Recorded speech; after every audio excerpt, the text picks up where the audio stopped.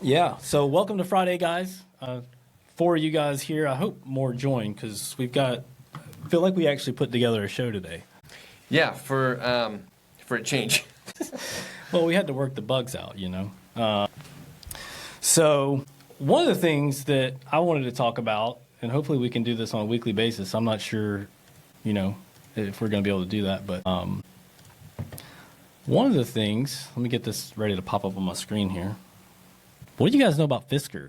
Did you know that Fisker makes some electric cars? Fisker Ocean. Okay. Do you know what that is? You seen it? No, I haven't. I'll show you guys a picture of it. That's the Fisker Ocean. So they have been working on an electric truck called the Alaska, it looks like something you'd see on Mars, I feel like. But Nissan is in talks to invest in Fisker. Because of the truck, because Nissan is presumably looking to, you know, piggyback off of their platform. Interesting. On the truck. So the terms were $400 million in Fisker's truck platform and building Fisker's planned Alaska pickup starting in 2026. Fisker's had some issues. They launched the Ocean, which I kind of followed quite a bit as it was in prototype form, concept. Thought it looked pretty cool. If you guys know who Marquez Brown is, he does a lot of tech reviews and things like that. He got a hold of one against Fisker's wishes and ripped it apart. Wow. Loads of issues. Just silly stuff. Lots of silly stuff that, you know, consumer related, like why would you do this? Where are they based out of? That's a good question. Because I thought Fisker was like high-end exotic cars. Am I just completely off the mark here? It says they're located in Manhattan Beach, California. All right. Where's their manufacturing facilities? Let's see. Austria. Okay. Austria, yeah. California-based startup has one vehicle on the market, an SUV called the Ocean. Produced in Austria. That's interesting. Okay. Let's see here. Let me hop back over to the comment section, see if we got anybody chatting down here. Teeny's Garage says he's sorry that he spent money with Mazda. Did I show you his Mazda photos he posted on Instagram? No. They're pretty cool. Is it a Miata? What do you have an RX-7, right? Yeah. Let's see here. Sticking with electric cars, the Ariya. Did you see the pricing on the Ariya for the 24 model? No. They dropped the pricing 8 to 10% on all the Ariyas. So you can save, if you were to get a premium, you'll save $6,000 versus the 23. Oh, really? Yeah. So the 2024 are the ones that got the price drop. Yeah. Interesting. So Nissan, their claim to it all is that they have been able to reduce production costs by 10% in a new plant. You know, I don't know. And then sticking with the Ariya, the Nismo Ariya has officially launched. They had it at Tokyo Auto Salon. There was an article that came out today, I believe. No, yesterday, over in Japan. So if you are familiar with the Ariya and the Nismo version, which actually one of the things that we see a lot of people complain about is all the Nismo version vehicles are just trim. The Nismo Ariya has upgraded brake pads, aluminum wheels, the chassis has been enhanced, front and rear suspension performance, and they've Nismo tuned the E-Force. So, yeah, there's a lot of stuff going on there. Are we going to get one? No. Okay. It's Japan only. Huh. But I know that people like to rip apart the Nismo product and also the electric cars. It's like a combo of hate. Right. But I feel like Nissan did a pretty good job of trying to satisfy all you guys. Now, what do you have over there? I know you've got something. I got a question for everybody. Truck related or SUV related. Is the Xterra coming back? What do you think? I just found out that Toyota is bringing back their Land Cruiser, or has brought back their Land Cruiser, and it's kind of got that retro futuristic style. Yeah. You know, so like the Ford, they have their retro Bronco. So I would hope that the Land Cruiser would motivate Nissan to bring back the Xterra.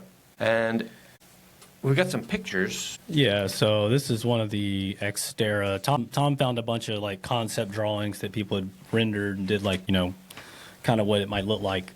I think that one's a Pathfinder, isn't it? No, it's Xterra. 3 mail slots on the hood there. Maybe.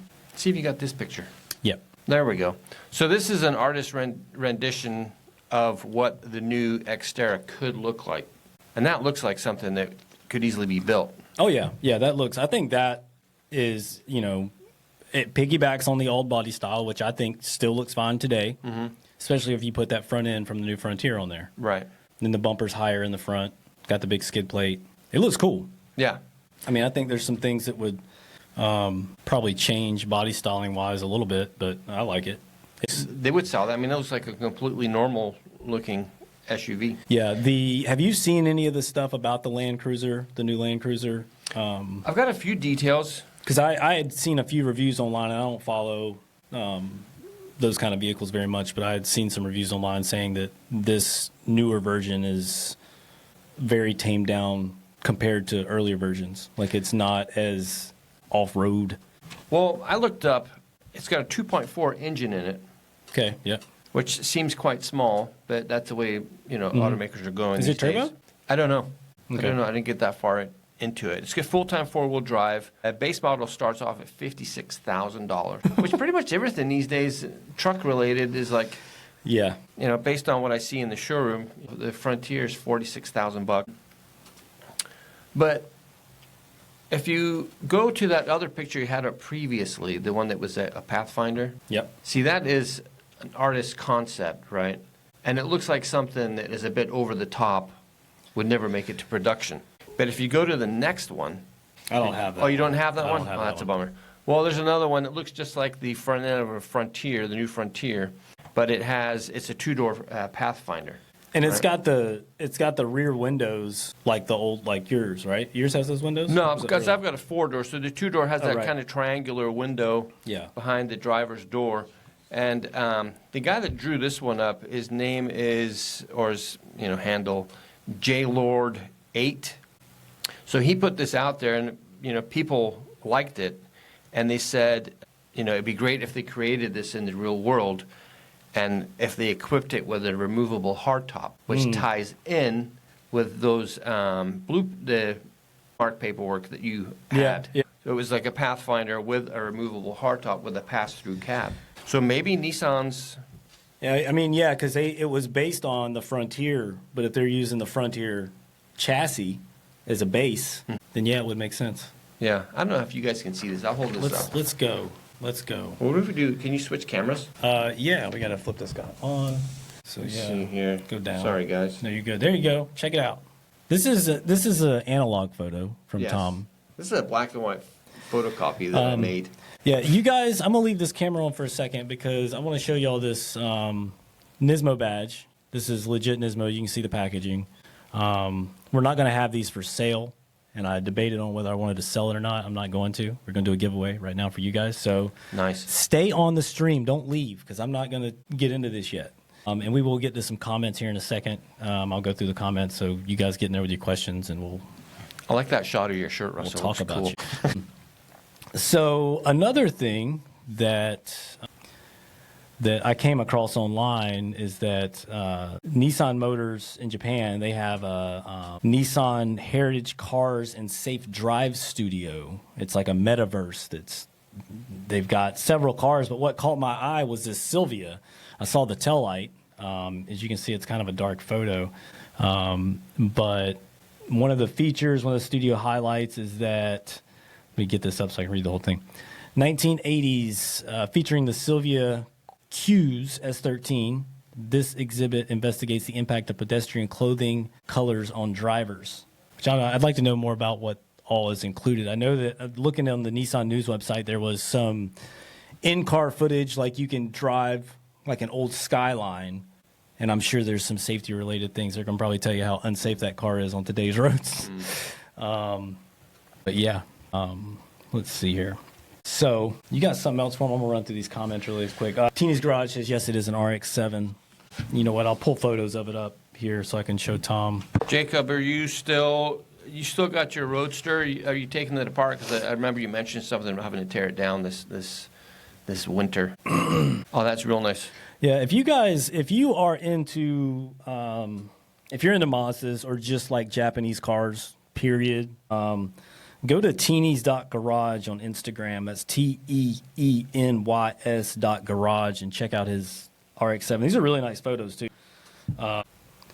Really well done. Whoever took the photos. I love that there's road splatter on the quarter panel there. Shows it's really getting driven. The missing M on the Mazda badge. It's awesome. I had a buddy in high school that had one of those. I think it was an 85 RX-7. And back then, like the trim level, you know how they have like a GS. At the top of the line one was some crazy, like GSXL SERE, like crazy long trim level. Yeah. But that thing was fast. There was a few of those running around, and he took me out in it, and the guy just drove like a maniac. It was pretty scary. Yeah. But the car like never blew up. Yeah, Teeny's Garage said he drove. He said the Ariya is pretty solid. I drove the pre-production, and it felt solid. I absolutely love the Ariya. I'll say it a million times on here. Our GM drove an Ariya for quite some time, and he just started driving a Pathfinder Platinum. And we were going up to Tacoma the other day, and he was telling me how much he missed the Ariya. He was like, I love this Pathfinder, but the Ariya is like, and it is, it's just a different experience. Let's see here. Into Me Snob. You got to tell me how to pronounce that, what that's supposed to mean. Let me take a look. My eyeballs can't see that. Yeah, you're going to have to get up and walk over here. Never understood why they discontinued the Xterra in the first place. Yeah, I agree. I think that it was a bad move. But, you know, I think with a lot of the automakers, I mean, there's some automakers that aren't making, you know, any passenger cars anymore. They're only making, you know, crossovers like the smallest thing you're going to get and then on up from there. And I'm not going to say what domestic brand is doing that, but all their... I'll say, I think it's Chevy. And they're terrible. Yeah. They're ugly cars. I kind of feel, because I looked up, when I was looking up the, you know, Pathfinder concepts, it's Into Me Snob, I think is what his handle is. Okay. All right. But yeah, I wanted to come in here with other pictures of other companies' SUVs that were kind of cool looking. And Chevy, like I looked up a Chevy Blazer. Chevy's, I mean, it's almost, to me, like they're irrelevant at this point. Yeah. That's just my opinion. Nick asks, is that new print of old Nismo badges? Yes. It's a stamped aluminum badge, right? Yeah. It's Raised feels letters. like the only thing I'm feeling weight-wise is actually the packaging and the card stock that's in here to hold it. To Right, keep it stop it bending. from getting bent. But yeah, so a lot of this new Nismo Japan merch we can't get anymore. We're unable to get it, so I ended up snagging this from somebody on eBay. I saw it and I was like, oh man, that's super cool. I want to get it, and I wasn't really sure what I was going to do with it. I just know I wanted it. I wanted to see it in person at least. Into Me Snob says that yes, that's correct. Tom is really good at breaking down names. I'm terrible. I can't pronounce people's names. I can't break down screen names. I don't know what it is. My wife picks on me because I can't say stuff. She's like, you say things like you're pronouncing each letter individually. Jacob says, yes, right now working on stripping down the Roadster and getting a new drivetrain installed. Into Me Snob says, is the Nismo hardbody for the Frontier real or just a trim? Well, there's a hardbody edition. It's not Nismo. And it's real. We have one about 10 yards away from us through a bunch of walls. And we got videos of that too. Russell took it home for a couple of days. Yeah, I'll let me grab the link to that and I'll post it so you guys can check it out. Really nice truck, a lot of fun. You know, there were a lot of complaints about the Sport Bar. I think that was probably the most significant complaint people had about it. I'm sort of like, you guys, it's hit or miss. You know, I think it looks cool in the truck, but I think personally I'd like it better without it. I think if they took off that mesh on the side, yeah, I'd like it more. And if they put some KC highlights on top, that would look really cool, in my opinion. Yeah. Red Sylvia says timing belt kit for KA24 S13. So timing chain kit. I can't remember which ones. There's some KA24 timing components that are discontinued, and I can't remember if it's single or dual overhead cam, if it's, you know, what it is right now. But I'll throw a link in the comments section. If you guys are just hopping on here, stick around. We're going to be doing a giveaway here in a second. It's going to be a Nissan-related quiz. So, you know, get your coffee and you get ready. It's a good one, too. Yeah. Now, I had a guy call me yesterday. He's a local guy, and he's thinking about buying an 86.5 hard body, or like a very early hard body that had the Z motor in it, you know, the 8 spark plugs, twin coil. And he's like, yeah, I'm thinking about buying this truck, and I wonder if I can still get parts. And I was like, well, you know, we don't get many people calling in for that kind of stuff or ordering it online. So you'd want to get the VIN for me and make a list of what you need, and I'm happy to look all that stuff up. And so that kind of planted a seed in my head. And then last night I was on Facebook Marketplace, and I was looking at 720 pickups. I saw a nice one down in Portland. I was like, well, and he had a picture of the VIN. So I was like, well, screen cap that, and then at work tomorrow I'll come in and take a look and see what's available for the 720s. Nothing. Right. Yeah, it's horrible. Yeah. So, I looked up basic stuff too. We can get the oil filter for it, but water pump we can't get. Ignition wires we can't get. Distributor cap and rotor we cannot get. Then I checked on Napa's website. All that stuff's available in the aftermarket. But what I'm getting at is if the 720s, they've made those for how long? And they made millions of them. Yeah. Not literally, but they made a lot of them. They were around for a while. And then if the early hard bodies are starting to get, well, the Z motor parts are getting next to impossible to get. But I would say stockpile stuff. I say that a lot. Yeah. But all this stuff eventually goes away. So I would start collecting stuff. I mean, if you want to keep your car or truck long term. Yeah, the fact of the matter is that we sometimes stockpile parts here when we see Tom is really good about looking at stuff on our website that may be marked discontinued now, and if the warehouses have 2 or 3 or whatever, it's a reasonable amount, we'll just snag them all so we have them for our customers. Because you guys don't know what's being discontinued, you have no idea. No. I mean, we don't. Yeah. We luckily we stumble across it sometimes, do some investigation on popular parts, things like that, and see what happens. You guys, our normal Friday video is going to air at 3 o'clock today, so me and Tom took a little walk around the department, pulled some parts off the shelf. It's kind of, I don't want to say it's a department tour because it's really not, but you get to see kind of the ins and outs a little bit, and we show you some parts on the shelf. You get to see upstairs pretty good. Yeah. Yeah, we don't typically go upstairs very much with video stuff, but we'll, I think that let us get used to that format a little bit. We'll probably do some more because we're in here so much that we want to get out. True dat, so my 8-year-old says. So I've got a few quizzes. The first 2 that I'm going to do are not related to the giveaway. They're just kind of a fun, do you guys know what the heck I'm talking about? Not always, but sometimes I do. What we're talking about. So we're going to base this on piece counts, and anything that is a fluid, an oil, a grease is out of the question. We're not talking about any of that kind of stuff. So I want to see the comment section. I want to see you guys answer.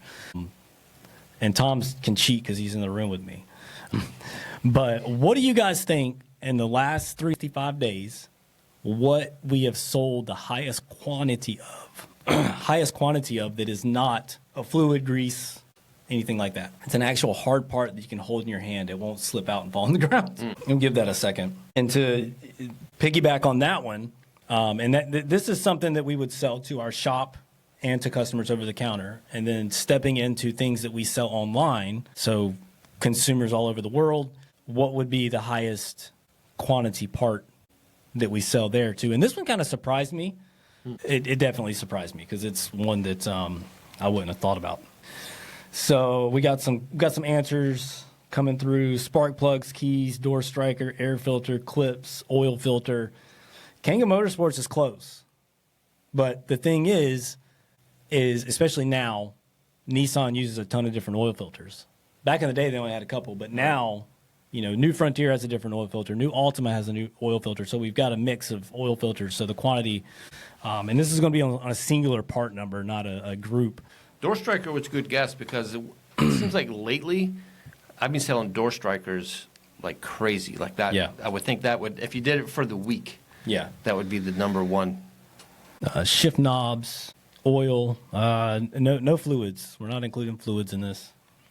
Haven't so many shifts lately. Eamon, you got it. Let's switch to the purple sweater cam crush washer. Which is funny because I don't sell many of those online. It seems like. Yeah, we don't. Yeah, this must all be to the shop. That's interesting. So, what do you guys think that we are selling to consumers outside of the dealership? Things that our shop might not need, things that are for older vehicles.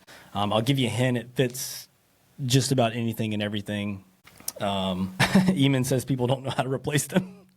They're just reusing the old ones over and over again. We've had cars come in before that have them stacked. It's like people didn't take them off. Don't do that. You're going to get an oil leak. And if ever a crush washer was not a reusable item, it's the Nissan ones because they're like copper, and they crush really flat. Yeah, because there's a lot of crush washers that look like a solid washer, but they just squeeze down, when you torque it. Where these actually do accordion down a little bit. Nick Domster thinks air fresheners. I'll give it a minute or two. Let other people. What do you think is the most popular part we're shipping out to people through our website? You're asking me? I mean, I know what it is because I see it in your hand. Yeah. But if I didn't see it in your hand, I would probably say it was made of rubber, Yeah.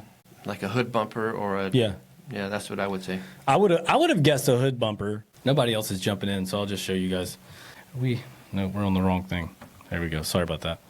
This screw, so this is used S13, S14, S15. I think this is used on like the instrument panel console area. But when I was looking this up, this actually fits. They use these on some of the TPMS sensors, which obviously isn't on the older cars.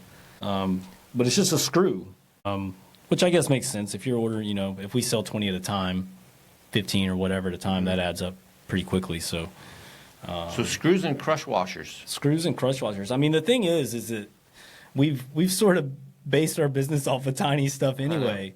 That explains why my paycheck is so small every 2 weeks. Yeah, you guys gotta do better.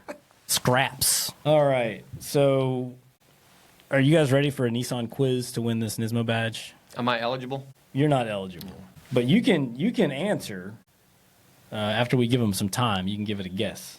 Okay. So the question's going to be, when was the SR20 first used by Nissan, and what vehicle was it in? You got to be able to answer both of those. It surprised me. This morning I looked it up and I was like, well, okay. And then I researched the answer because I was like, is that right? Well, I don't know the answer, but I would assume that it was in Japan before it came to the States. Yeah. Okay.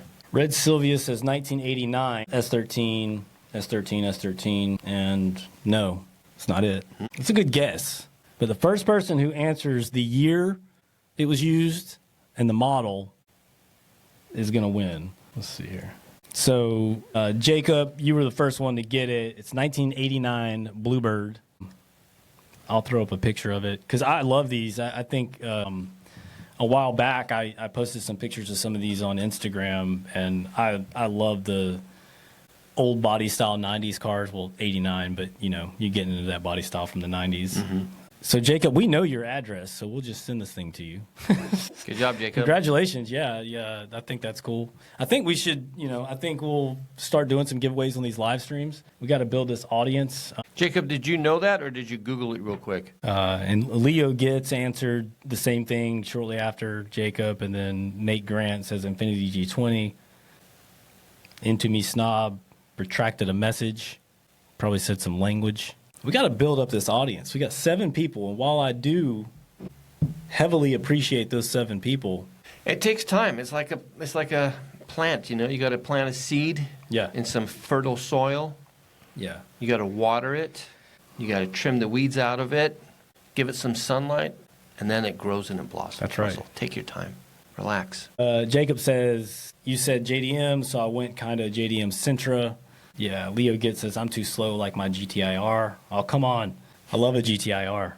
In no way it's slow. Red Sylvia says, lucky 7. Well, now we have 6, so something happened.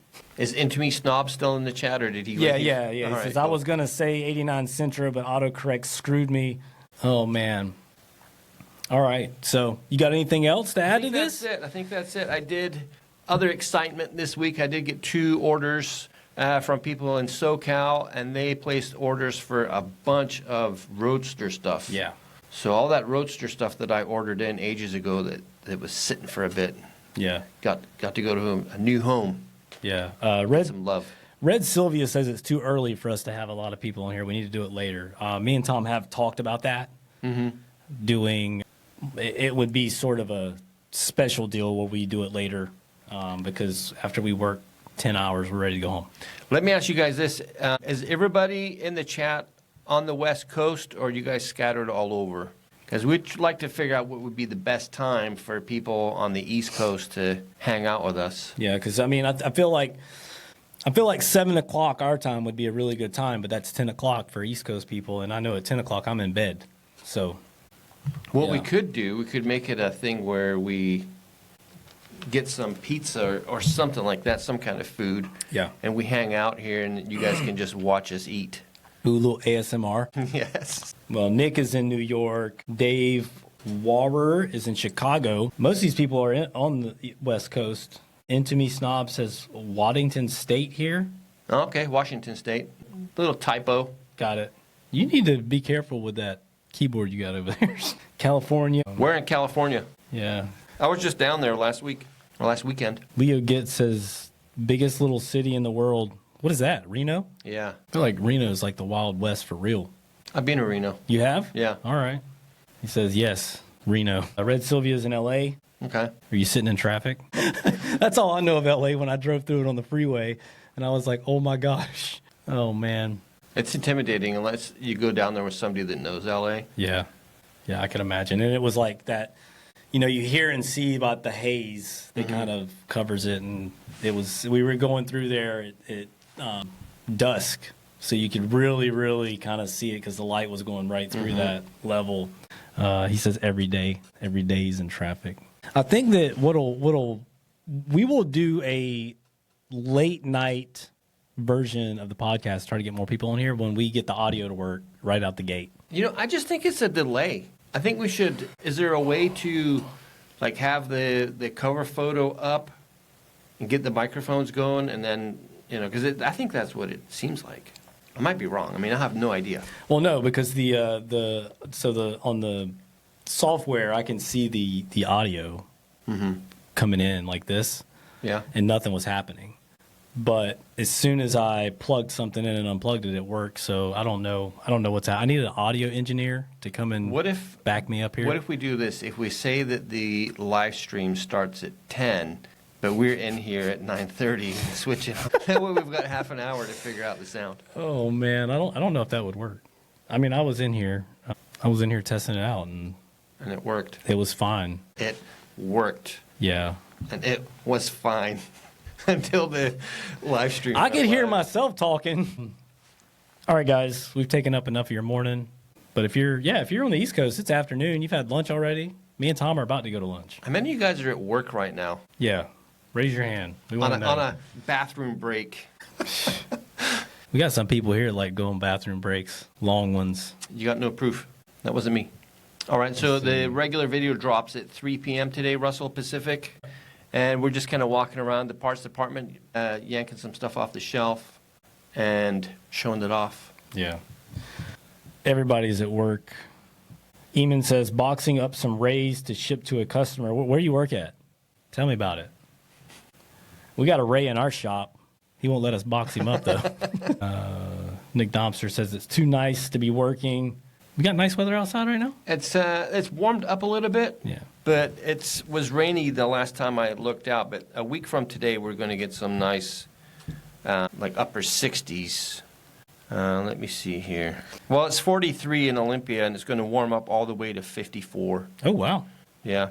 Nate Grant says it's like listening to a podcast at work. Perfect. Well, that's cool. Perfect. I actually, I was watching some videos the other day. There's some software that's specifically for editing podcasts. So I kind of have a game plan once we get rolling with these things, is to take the audio from these, throw them into that, and you can edit it, cut it down, all the awkward stuff, take it out of there.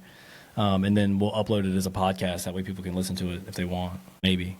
At night when they're trying to fall asleep. That pizza ASMR video smacking in your ears. Jacob says we should do some order packing videos. Yeah, we could probably do that. Me and Tom will have to figure that out because our order packing guy does not like to be on videos. So we'll have to get our hands dirty ourselves. Yeah, that would be cool. I've seen the people on TikTok that'll, people get in the comment sections of videos and say, hey, I'm order, 666 and, show a video of you packing my order. And everybody will do it and they'll pick somebody randomly and whoever they pick will, get their order plus, a snack. Little bag of barbecue chips, some pizza. Eamon says, Mines Corp, we are a distributor for a lot of parts. I have no idea what that is. Mines Corp sounds like... a dystopian nightmare. Yes. Lucid dream technologies. It's Mines Core? Red Sylvia says, any luck getting those tension rod braces for the S13? No, they're discontinued. Nate Grant says, ratcheting wrenches ASMR. Oh, we could do that. You just put microphones all over the shop out there. Well, you can do a pretty good sound effect of an air ratchet, which is loud. He does it super loud. Been around it a while. We're really dragging this out. I like it. You guys keep talking. You showing up late, chatting with us. Let's go. We'll be here till 7, it feels like now. I felt like I was going to ask you guys something. What were we talking about earlier? Pizza. Pizza, yeah. Pizza. What's your favorite pizza? No, I'm kidding. Have you been? Let's give a little local shout out here that will not matter. It'll fall on deaf ears. Vic's Pizza. Yeah, they just opened up a new location. By my house. We went there the other night. Super nice. If you're ever in Olympia, Washington, and you want good pizza, go to Vic's. There's 3 spots. Is good. It's nice. The new one's really nice. I was really impressed. If you went to one and went to another one, you wouldn't realize they were the same place. Because this one's really nice. They have a bar that has windows behind the bar. So during the summertime, because they got a big old outside area, you can see it from the road. They can just open it up, and it's a cool. double-sided bar. Well, that's cool. Yeah, it's a nice place. Bathroom's real nice, clean, roomy. That's always a plus. I rate a place on the bathrooms. I think the bathrooms say a lot about a business. I think everybody's hopped out of the chat now. Nobody's talking. Did you have anything else? Any more questions? This is it. This is the final call.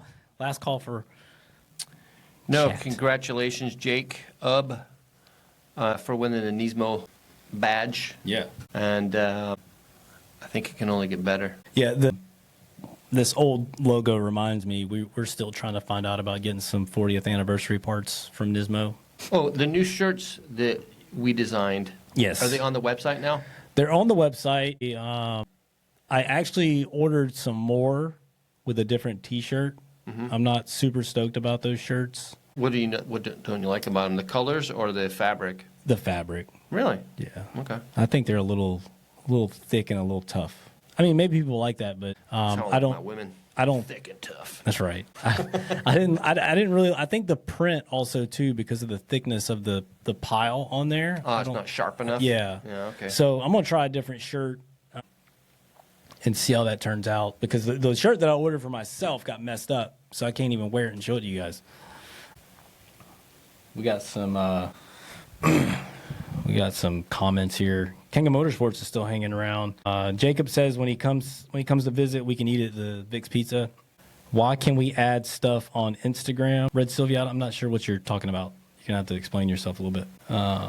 Michael Sudo talking about the grease and things like that we talked about in the previous live stream. He was asking about why the Nissan Japan doesn't ship it over here. He's thinking it's because of the safety hazard documents. They don't ship those or don't have them on there. So yeah, probably Japanese regulation versus a U.S. regulation.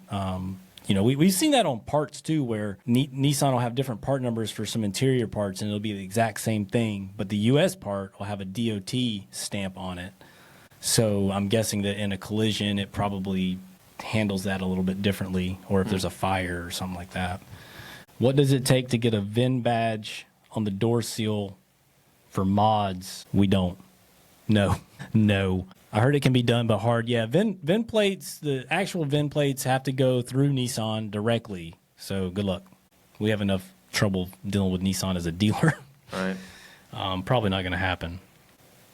Kind of dragging this out. I'm waiting on Red Sylvia to clarify what they meant about why can we add stuff on Instagram. Into Me Snob says, I want to put an LSD on my WD-21, so theoretically it wants to update the VIN plate to show drivetrain mod. But yeah, I don't think you can.